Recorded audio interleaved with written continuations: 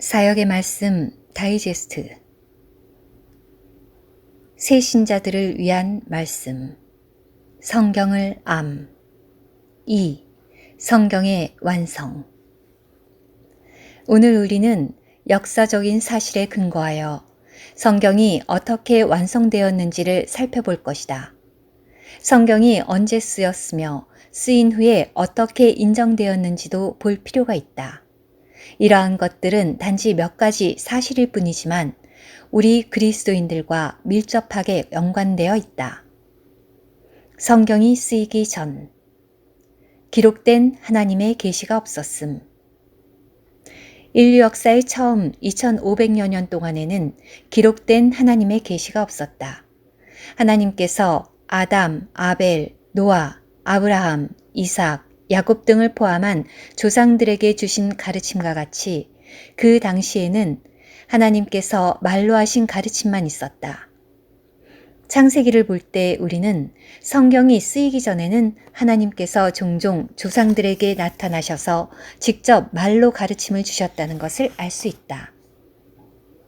구전으로 내려오는 가르침이 있었음. 성경이 쓰이기 전에는 기록된 하나님의 계시는 없었지만 조상들에 의해 대대로 구두로 전해 내려오는 가르침이 있었다. 이 사실은 이집트나 바벨론에서 발견된 돌비에 의해서 증명된다. 1901년에 검은 기둥이 페르시아에서 발견되었는데 그 위에는 고대의 법의 일부가 새겨져 있었다. 그것들 중에 몇 개는 모세의 율법과 비슷했지만 그것은 모세 시대보다 500~600년 전에 새겨진 것이었다. 이것은 성경이 쓰이기 전에 고대 문명사회에는 조상으로부터 구두로 전해 내려오는 하나님의 가르침이 있었다는 것을 증명한다.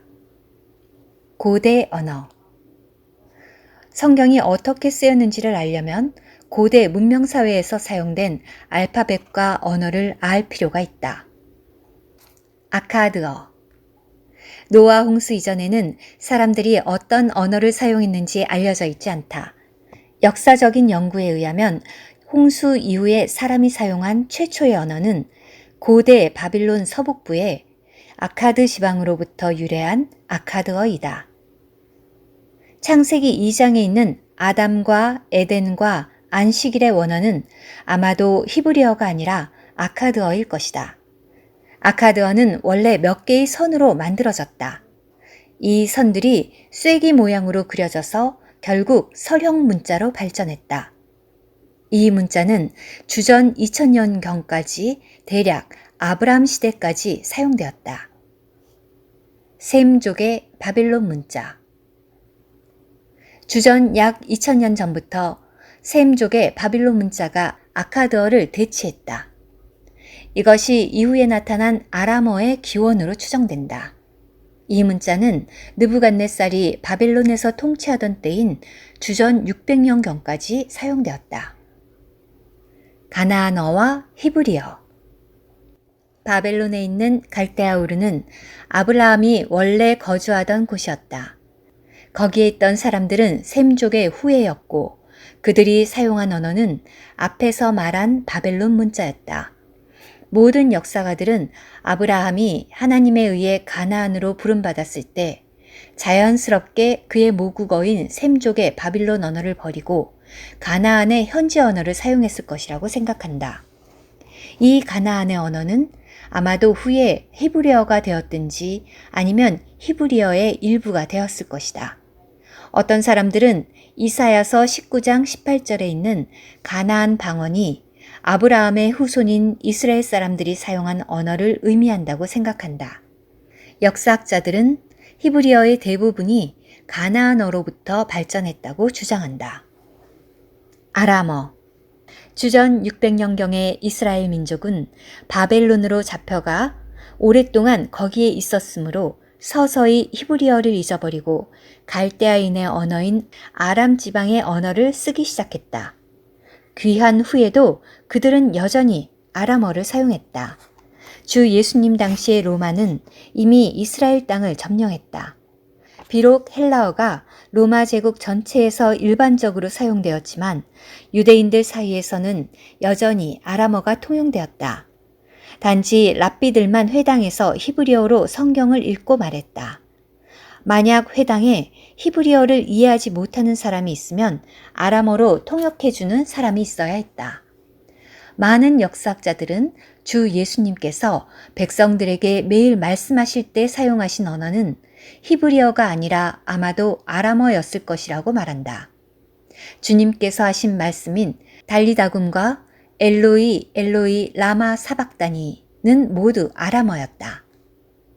헬라어. 로마 제국이 지중해 연안 국가들을 정복하여 헬라 문화를 곳곳에 퍼뜨린 후에 헬라어는 그 당시 로마 제국 안에 있는 모든 사람에 의해 사용되는 일반적인 통용어가 되었다. 이 모든 언어들이 직접적 또는 간접적으로 성경의 완성과 관계되어 있다. 성경에 사용된 언어. 히브리어. 구약의 대부분은 히브리어로 쓰였다. 아람어.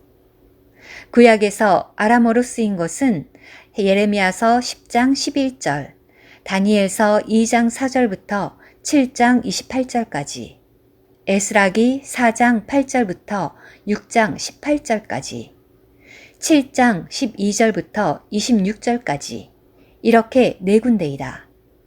이 네 부분은 전적으로 아람 백성들, 즉 바빌론 사람들과 관계되어 있다. 이것이 바로 성경에서 히브리어 대신 아람어를 사용한 이유이다. 헬라어. 신약 성경 전체가 헬라어로 쓰였다. 그 속에 몇몇 문장만 아람어로 쓰였는데 그것은 이미 말한 달리다굼과 엘로이 엘로이 라마 사박다니이다. 성경 저자들과 기록 장소. 구약 성경. 모세오경인 창세기, 출애굽기, 레위기, 민수기, 신명기는 모세에 의해 쓰였다. 모세는 왕궁에서 자라났고 학자이자 정치가이며 군대 지도자였고 또한 종교 지도자였다. 모세오경은 시나이산과 광야에서 모세에 의해 쓰였다. 여호수아기는 여호수아가 기록했다. 그는 군대 지도자이며 정치인이었다. 그는 이 책의 대부분을 가나안에서 썼고 일부를 모압 평지에서 썼다. 사사기의 저자에 대해서는 많은 논쟁이 있으며 입증하기도 어렵다. 그러나 많은 권위자들은 사무엘이 썼다고 주장한다. 룻기는 역사와 시대면에서 앞서 나오는 사사기와 뒤에 나오는 사무엘기와 연결되어 있다. 그러므로 아마도 이 책은 사무엘이 기록했을 것이다. 사무엘기상의 처음 24장은 사무엘이 기록했을 것이다. 25장 1절은 사무엘이 죽었다고 말한다. 그러므로 25장부터 사무엘기상 나머지 부분과 사무엘기 하는 확실히 그가 쓰지 않았다. 역대기상 29장 29절은 다윗의 행적에 관한 것은 사무엘의 글에뿐 아니라 신원자 나단과 가세의 글에도 있다고 말한다. 성경학자들은 이 절을 근거로 하여 사무엘이 죽은 후 신원자 나단과 갓이 계속 사무엘기를 기록했다고 결론을 내린다. 그러면 왜 사무엘기하는 사무엘이 기록하지도 않았는데 이 이름으로 명명되었는가? 그것은 역사상 이 두 권의 책이 한 단위를 형성하기 때문이다.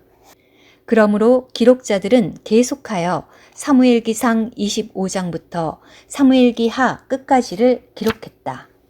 더욱이 구약의 히브리어 원문에는 사무엘기가 두 권이 아니라 한 권으로 되어 있다. 사무엘기가 상하로 나누어진 것은 구약을 헬라어로 번역한 70인역에서부터였다. 그것은 사무엘기가 하나의 두루마리로 말아놓기에는 너무 길었기 때문이다. 사무엘은 하나님께 헌신된 나실인이었다. 그는 제사장과 사사와 신원자였으며 왕의 직분을 가져왔다. 이 책은 가나안에서 기록되었을 것이다. 나단과 갓은 선견자였다. 그들의 책도 가나안에서 기록되었을 것이다.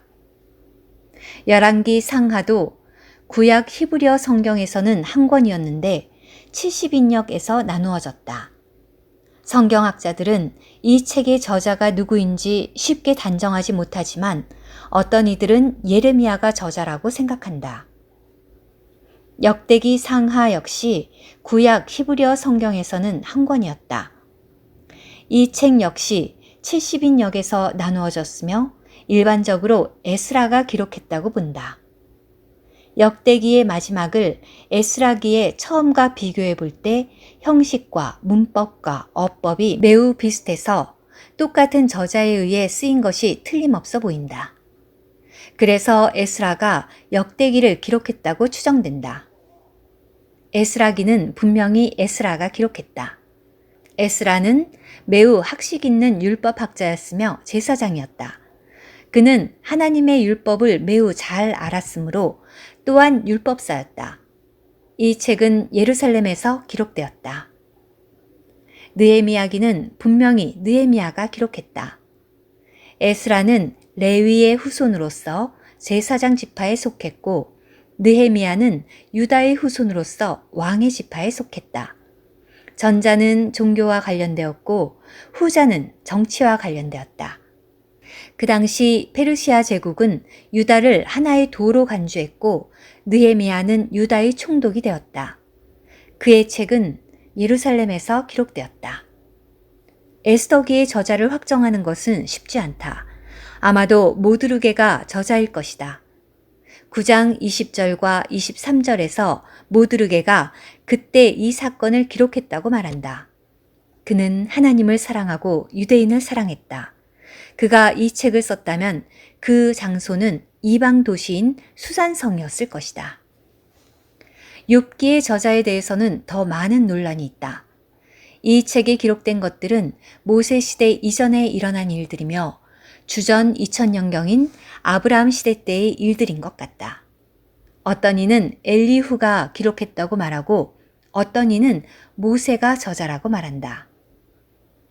시편 중에는 저자를 말하지 않는 것들이 몇 편 있는데 저자가 언급되지 않은 것들 중 대부분은 저자를 확인할 수 있다.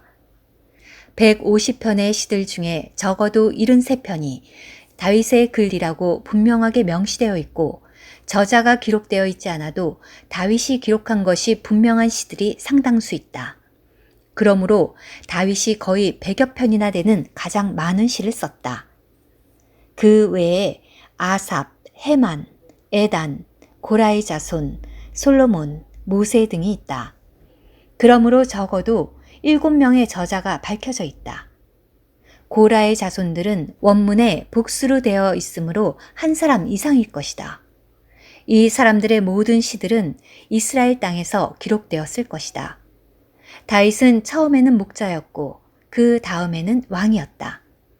그의 시들 중 상당수가 그가 광야에서 고난받을 때 기록한 것이며 몇몇 시들은 궁전에서 다스릴 때 기록한 것이다. 아삽과 헤만과 에단에 대해서는 분명히 알 수 없다. 이것은 아마도 그들이 평민들이었기 때문일 것이다. 고라의 자손들은 고라의 후손들이다. 성경학자들은 여기서 말한 고라가 하나님에 대한 반역을 주도했던 민수기 16장에 기록된 고라와 동일하다는 것을 인정한다. 그러나 이러한 반역적인 사람의 후손으로부터 이처럼 경건하고 하나님을 사랑하는 백성들이 나왔다. 그들은 자신의 이름을 밝히지를 원치 않았고 오히려 자신들이 하나님께 거역한 사람의 후손이라는 것을 인정함으로써 하나님의 크신 은혜를 나타내고자 했다. 잠언의 대부분은 솔로몬이 기록했으며 아굴과 르무엘이 기록한 몇 편이 있다. 그러므로 잠언은 적어도 3사람이 기록했다. 솔로몬은 인간 역사상 가장 영광스럽고 지혜로운 왕이었다. 그의 모든 책은 예루살렘에서 기록되었다. 아굴은 평민이었을 것이며 르무엘은 왕이었다. 전도서는 솔로몬이 기록했다. 아가 또한 솔로몬이 기록했다. 이사야서부터 말라기서까지 17권의 신원서가 있다. 예레미야서와 예레미야 애가를 기록한 예레미야를 포함하여 16명의 신원자들이 이 신원서를 기록했다. 이사야는 왕을 시중두는 대신이자 역사가였다. 그의 책은 수도인 예루살렘에서 쓰였다. 예레미야는 제사장으로 태어나 신원자가 되었다. 그는 생애의 대부분을 유대 땅에서 보냈고 이집트에서 마지막 기간을 보냈다. 에스겔은 신원자가 된 제사장이었다. 그는 바빌론, 곧 포로로 잡혀간 땅에서 에스겔서를 썼다. 다니엘은 유다 지파에 속했다. 그의 책은 그가 포로로 잡혀간 바빌론 땅과 을레강 편에서 쓰였을 것이다. 아모스는 16명의 신원자 중에서 가장 특이하다. 그는 목자이자 뽕나무를 기르는 이였으며 교육을 많이 받지 못했을 것이다. 그의 책은 이스라엘 땅에서 쓰였을 것이다. 요나는 아마도 니느웨에서 그의 책을 기록했을 것이다. 스바냐는 왕족이었으며 신원자가 되었다. 그의 책은 유대 땅에서 기록되었다. 스가랴는 제사장으로서 신원자가 되었다. 그의 책 역시 유대 땅에서 기록되었다. 호세아, 요엘, 오바댜, 미가, 나훔, 하박국, 학개, 말라기. 이 8명은 분명 평민으로서 신원자가 되었을 것이다. 그들의 책은 유대 혹은 이스라엘 땅에서 기록되었다. 그러므로 구약의 모세부터 말라기까지 적어도 32명의 저자가 있었다. 만일 욥기를 엘리후가 기록했고 고라 자손이 여러 명이었다면 32명보다 더 많을 것이다. 아마도 이방인인 엘리후와 지파가 알려져 있지 않은 아굴과 르무엘을 제외하면 모두 이스라엘 사람일 것이다. 구약의 저자들 중에는 학자, 종교인, 정치인, 군대 지도자, 왕, 제사장, 신원자, 평민, 목자, 농부와 같은 여러 계층과 배경을 가진 사람들이 있었다. 어떤 이들은 교육을 많이 받았고 어떤 이들은 교육을 받지 못했다. 어떤 이들은 핍박받고 억압받았으며 어떤 이들은 영광과 명예를 누렸다.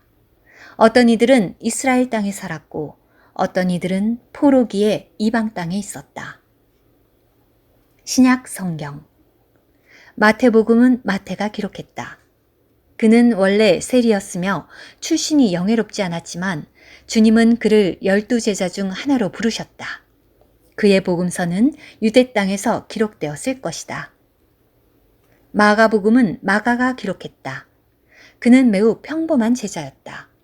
그의 복음서는 로마에서 기록되었을 것이다. 누가복음은 누가가 기록했다. 그는 이방인 의사였다. 그의 복음서는 이방 땅에서 기록되었을 것이다. 요한복음은 요한이 기록했다. 요한은 갈릴리 어부였으며 교육을 많이 받지 못했지만 12사도 중에 하나로 부름받았다. 그의 복음서는 이방 땅에서 기록되었을 것이다. 사도행전 역시 의사 누가가 기록했다. 이 책은 이방 땅에서 기록되었을 것이다. 로마서부터 히브리서까지 14권은 바울이 기록했다. 그는 원래 유대교의 열심이었으며 매우 학식 있는 사람이었다. 그는 능력과 분량이 있었고 어떤 일들을 이룰 수 있었다. 그는 특별히 이방인의 사도가 되기 위해 일찍 부름받았다. 그의 책은 모두 이방 땅에서 쓰였고 몇 권은 로마 감옥에서 기록되었다. 야고보서는 야고보가 기록했다. 그는 주 예수님의 육신의 형제였으며 교회의 기둥이 된 경건한 그리스도인이었지만 그의 배경으로 인해 다소 유대교로 가득했다. 그의 책은 예루살렘에서 기록되었을 것이다. 베드로 전후서는 베드로가 기록했다. 베드로는 교육을 많이 받지 못한 어부였으나 주님께 부름받아 12사도 중 첫 번째가 되었다. 그의 책은 이방 땅에서 쓰였을 것이다. 요한 1서, 요한 2서, 요한 3서는 사도 요한이 기록했다. 이 세 권의 책들은 이방 땅에서 기록되었을 것이다. 유다서는 유다가 기록했다. 그 또한 주님의 육신의 형제였다. 그는 이 책을 유대에서 기록했을 것이다. 요한계시록은 사도 요한이 기록했다. 이 책은 이방 땅 반모섬에서 기록되었을 것이다. 그러므로 신약은 8명의 저자가 있다. 그들 중에 바울은 유대학자이며 누가는 이방인 의사이다. 이 둘만 높은 교육을 받았다. 나머지는 모두 평범했고 많은 교육을 받지 못했다. 전체 성경의 저자는 40명 이상이며 그들 대부분은 유대인이고 누가는 이방인이다. 저자들 중에는 유대인과 이방인, 왕과 평민, 서기관과 군인, 학자와 학식 없는 이가 있다는 것을 알 수가 있다. 어떤 이는 높은 위치에 있었고 어떤 이는 매우 천한 위치에 있었으며 어떤 이는 부자였고 어떤 이는 가난했다. 모든 종류의 사람들이 있었다. 책이 기록된 장소를 보면 어떤 책은 광야에서, 몇 권은 궁전에서, 몇 권은 섬에서, 몇 권은 감옥에서 기록되었다. 성경이 기록된 시기. 구약의 처음 5권인 모세오경은 주전 1500년경에 기록되었다. 마지막 책인 말라기서는 주전 400년경에 기록되었다. 그러므로 구약 39권은 1100여 년에 걸쳐서 완성되었다. 신약의 첫 번째 책인 마태복음은 주후 37년에서 40년 사이에 기록되었으며 마지막 책인 요한계시록은 주후 90년경에 기록되었다.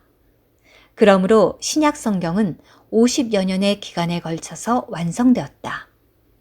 따라서 성경 전체, 곧 처음 창세기부터 마지막 요한계시록이 완성되기까지 1500년 내지 1600년의 기간이 소요되었다. 성경의 권위에 대한 인정. 구약, 모세오경. 구약 성경 중에서 모세오경은 유대인들 사이에서 하나님으로부터 온 책이며 절대적이고 신성한 권위를 가진 것으로 인식되어 왔다. 이것은 하나님께서 모세에게 주신 기록된 하나님의 계시이기 때문이며 그들의 조상들을 통해 전해 내려왔기 때문이다. 유대인들은 구약 전체가 하나님으로부터 온 것임을 인정하지만 모세오경을 특별한 위치에 둔다. 오늘날 전 세계 곳곳에 있는 모든 유대인의 회당에는 적어도 2-3권의 모세오경 사본이 있다. 그들은 구약 성경 중 다른 책은 없어도 항상 모세오경만은 갖고 있다. 공교롭게도 사마리아인들도 모세오경만은 인정했다. 물론 사마리아인의 종교는 왜곡된 것이지만 그들이 모세오경을 인정한 것은 고대의 하나님을 섬기는 이들 사이에서의 모세오경의 권위를 입증하는 것이다. 다른 책들. 구약의 다른 책들은 그 자체의 가치와 권위로 인해 하나님으로부터 온 것이라고 점차로 하나님의 백성들이 인정하게 되었다. 한 저술가는 다음과 같은 말로 이 같은 사실을 잘 표현했다. 나무는 자기 이름을 말할 필요가 없다. 나무는 다만 점차 자라서 꽃을 피우고 열매를 맺으면 된다. 그럴 때 사람은 자연히 그것이 무슨 나무인지 알게 될 것이다. 마찬가지로 구약의 다른 책들이 하나님으로부터 온 것인지 아닌지도 시간이라는 시험대 위에서 가장 잘 밝혀질 것이므로 외부적인 선포가 필요하지 않다. 책의 가치와 권위는 자연스럽게 그 책의 어떠함을 입증할 것이다. 확실히 이것은 사실이다. 모세오경 이후에 하나님께 영감을 받은 사람들이 쓴 모든 책들은 오랜 기간의 시험을 통해 책 자체의 권위가 입증되어 하나님의 백성들 가운데서 하나님에게서 온 것임을 인정받았다.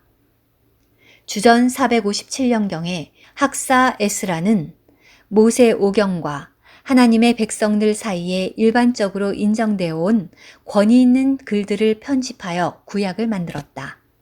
느헤미야기와 말라기서는 당시에 쓰이지 않았으므로 포함되지 않았다. 유대인 역사학자 요세푸스와 다른 이방인 역사학자들도 모두 이 사실을 확증했다. 에스라 이후에 유대인들 사이에 대공회라 불리는 율법학자들의 모임이 있었는데 그들은 이렇게 편찬하고 확정하는 작업을 계속하여 주전 400년에 오늘날 우리가 갖고 있는 구약 성경의 편집을 완성했다. 그러나 그들이 편집한 책은 39권이 아니라 24권이었다. 여기에 대해서는 나중에 말하겠다. 그러므로 주전 400년이 되어 구약은 완성되었고 또한 인정되었다. 어찌되었든 늦어도 구약을 헬라어로 번역한 70인역이 만들어진 때인 주전 277년까지는 구약의 모든 책들이 인정되었음에 틀림없다. 신약, 복음서. 초대 교회는 모일 때 복음서와 구약을 자주 읽었다. 그러므로 사복음서는 신약의 책들 중에서 가장 먼저 인정된 책들이다. 다른 책들. 사도들이 죽은 후 어떤 사람들이 사도의 이름으로 책을 쓴 것 때문에 혼란이 있었다. 그러므로 소위 교부라 불리는 초대교회의 인도자들은 사도들이 쓴 책을 모두 모아서 복음서와 함께 두었다. 폴리캅이 순교한 후 오래지 않아 모든 서로 다른 교회들이 신약 성경에 대해 기본적으로 같은 관점을 갖게 되었다. 그러나 히브리서, 야고보서, 베드로 후서, 요한 2서, 요한 3서, 유다서, 요한계시록 이 7책이 신약 성경에 포함되어야 하는지에 대해서는 여전히 이견이 있었다. 이 7권의 책들도 참으로 성령의 감동에 의해 쓰였고 영적인 권위와 가치를 가졌기 때문에 오랜 기간의 시험을 거친 후에 주후 397년 북아프리카 카르타고에서 개최된 모든 교회의 인도자들의 모임에서 신약 성경의 일부로 인정되었다. 신약 성경이 오늘날과 같은 27권의 책을 포함하는 것으로 인정된 것이다. 그러므로 주후 397년 카르타고 회의 때 신약과 구약을 포함한 전체 성경이 하나님의 백성들에 의해 인정되고 받아들여졌다. 성경의 각 권과 순서, 구약.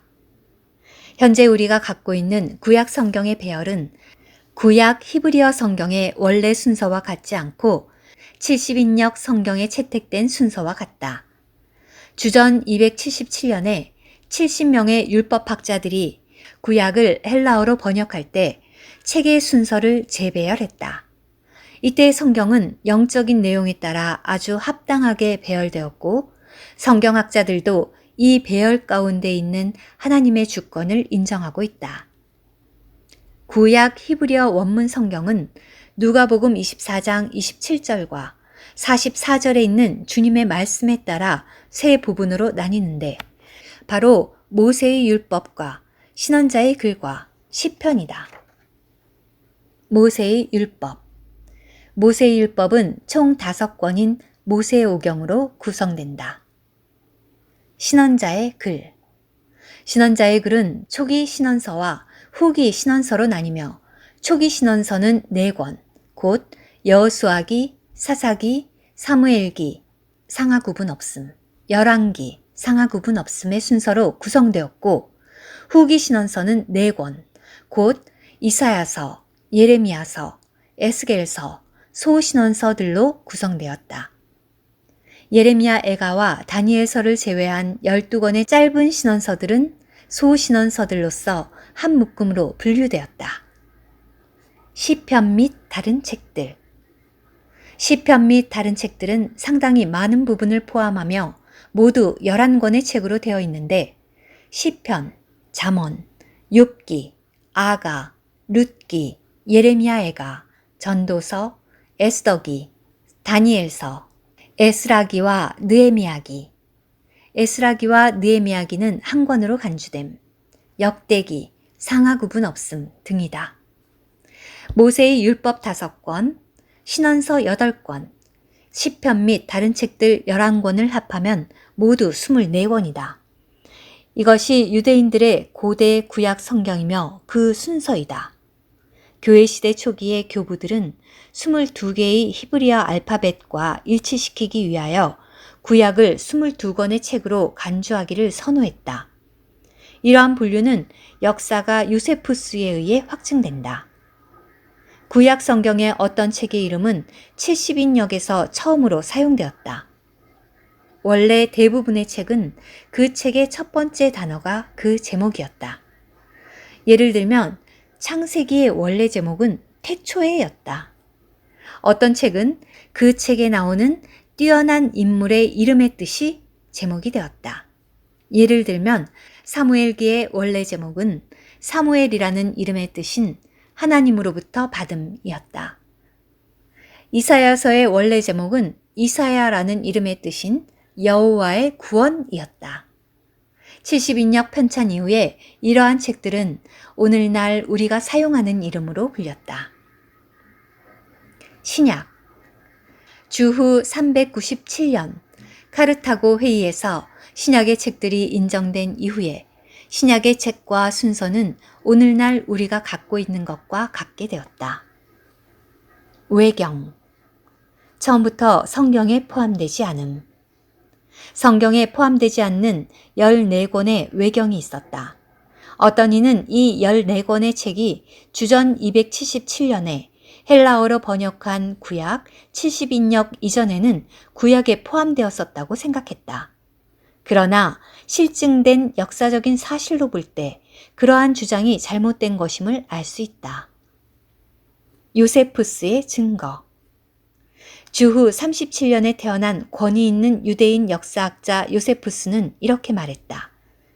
우리 유대인들은 서로 일치하지 않고 상반된 책들을 많이 갖고 있는 헬라인들과 같지 않다. 우리는 과거의 모든 글들을 포함한 신성한 것으로 확실히 인정되는 22권의 책만을 갖고 있다. 그렇게 긴 기간이 지나는 동안에도 아무도 감히 그것에 더하거나 빼거나 바꾸거나 할 수 없었다. 이것은 주후 1세기 요세푸스 시대에서조차 구약이 외경 14권이 추가되지 않은 22권으로만 되어 있었음을 증명한다. 그러므로 구약 성경이 주전 277년 전에 외경을 포함하고 있었다는 생각은 잘못된 것이다. 키릴로스의 증거 주후 315년에 예루살렘에서 태어난 키릴로스라는 학자는 72명의 학자들에 의해 번역된 구약 성경 22권을 읽으십시오 라고 말했다. 이것은 주후 315년경에도 권위 있는 유대학자들이 여전히 구약 성경이 22권으로 되어 있음을 인정했다는 것을 보여준다. 그의 말은 구약 성경을 70인역으로 번역할 때 구약 성경에 14권의 외경이 포함되지 않았다는 것을 분명하게 증명한다. 키릴로스는 구약 성경을 70인역으로 번역한 학자들의 수를 72명이라고 말했는데 역사가들은 그 학자들이 70명이었는지 72명이었는지는 분명히 알지 못한다. 주 예수님과 사도들의 증거 주 예수님과 사도들은 구약을 종종 인용했다.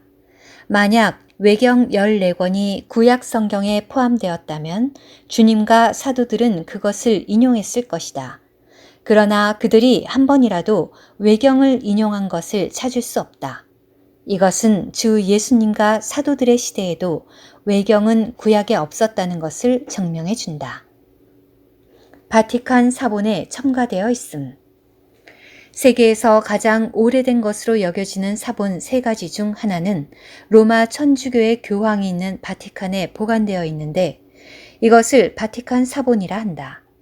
역사가들에 의하면 이 사본은 주후 4세기에 완성되었으며 구약 부분인 70인역 외에 외경 14권이 포함되어 있다.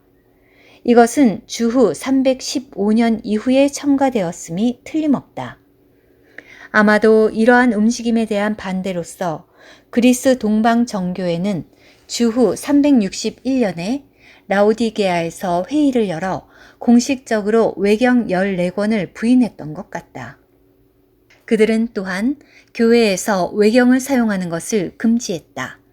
이것은 주후 361년까지 외경이 성경에 포함되어야 하는지 아닌지에 대해서 큰 논란이 있었다는 것을 증명해 준다. 로마 천주교에 의해 인정됨. 1546년 4월 8일에 로마 천주교는 교황의 직접적인 인도 아래 트리엔트에서 회의를 열어 외경 14권의 권위를 확증했다. 그때부터 외경은 로마 천주교의 성경에 포함되었다. 이것은 주후 16세기까지 로마 천주교조차 외경을 성경으로 공식적으로 인정하지 않았다는 것을 보여준다. 비록 로마 천주교가 트리엔트 공의회에서 이 문제를 확증했을지라도 루터교는 외경이 하나님의 영감을 받은 책이 아니라고 말하며 외경을 엄숙히 부인했다. 1646년에 150여 명의 개신교 성경학자들이 외경에는 신성한 권위가 없으며 일반인들의 작문과 똑같다고 선언한 웨스트민스터 신앙 고백을 내놓았다. 이제 우리는 전체 성경이 현재의 구약 39권과 신약 27권으로 구성된 것에 대해 분명하게 해야 한다. 외경 14권은 로마 천주교가 임의로 더한 것이며 믿을 수 없다. 더욱이 외경의 내용에는 우스꽝스러운 역사적 일화가 많으며 어떤 것은 저자 또는 쓰인 시대나 장소를 알 수 없다. 이러한 이유 때문에 이 책들은 정경으로서의 가치가 없다.